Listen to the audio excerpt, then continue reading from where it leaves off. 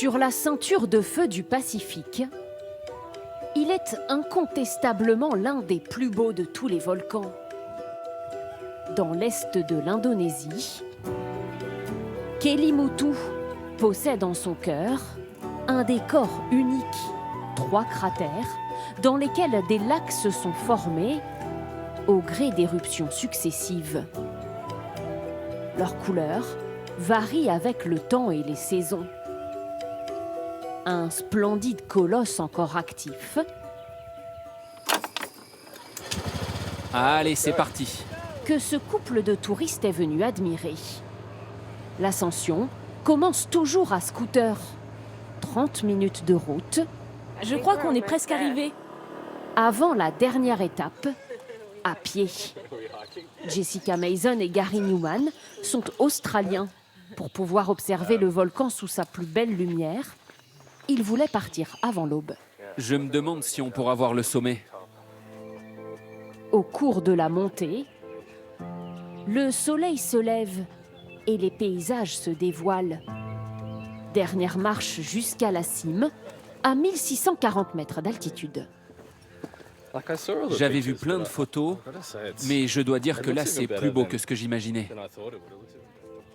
Sous leurs yeux, les 3 lacs se révèlent et laissent transparaître leur mystère. Sur la surface de l'eau, des gaz volcaniques s'échappent. Ce sont eux qui donnent leur couleur au lac. J'ai déjà randonné sur des volcans, mais celui-là est le plus spectaculaire que j'ai vu. Les lacs bleus sont incroyables et le lac noir a quelque chose de mystérieux qui m'attire. C'est envoûtant. Oui, c'est ça. Parce qu'il pourrait se réveiller à tout moment, les autorités indonésiennes considèrent ce volcan comme dangereux et ont pensé un temps l'interdire aux touristes. Mais les habitants et les commerçants de villages en contrebas ont manifesté pour qu'il reste accessible. Welcome to our place, guys. C'est le cas de ce restaurateur dont les revenus dépendent de Kelimutu. On s'est battu pour le tourisme. Nous gagnons notre argent grâce au volcan. Donc nous voulons pouvoir continuer à le partager avec tout le monde. Cet endroit est magnifique. Je veux que les gens continuent à venir ici. Colonisés par les Portugais dès le XVIe siècle, les habitants de la région sont aujourd'hui majoritairement catholiques. Mais des croyances locales perdurent, notamment celle selon laquelle les lacs du volcan abriteraient les esprits d'âmes humaines qu'il convient de ménager. On n'est plus très loin du lac, allons-y. Ces membres de la tribu des Lio, qui vit à flanc de colline, viennent leur rendre hommage régulièrement.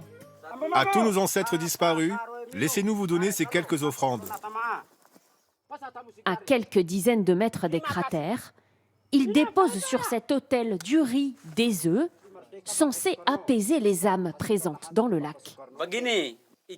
Cette cérémonie est importante pour que l'esprit de Kelimutu reste calme, que les lacs restent tranquilles, qu'il n'y ait pas d'éruption. Nous prions aussi pour que les lacs restent colorés. Comme les autres volcans de l'île, Kelimutu a façonné ici les paysages et rendu ces terres fertiles. Grâce aux cendres volcaniques, les sols sont riches en nutriments et le riz pousse en très grande quantité. Ici, cette unique au monde, les rizières sont disposées en forme de toile d'araignée. Je prépare le champ pour planter le riz. Cet agriculteur y travaille avec fierté. Ces parcelles ont été divisées ainsi il y a des années pour assurer une répartition égalitaire entre les différentes familles. Cette disposition a été créée pour être la plus juste possible. Nos ancêtres ont voulu que ces parcelles soient toutes égales pour éviter les conflits. Volcan habité d'esprits et habillé d'étranges couleurs, le Kelimutu est entré en éruption pour la dernière fois en 1968.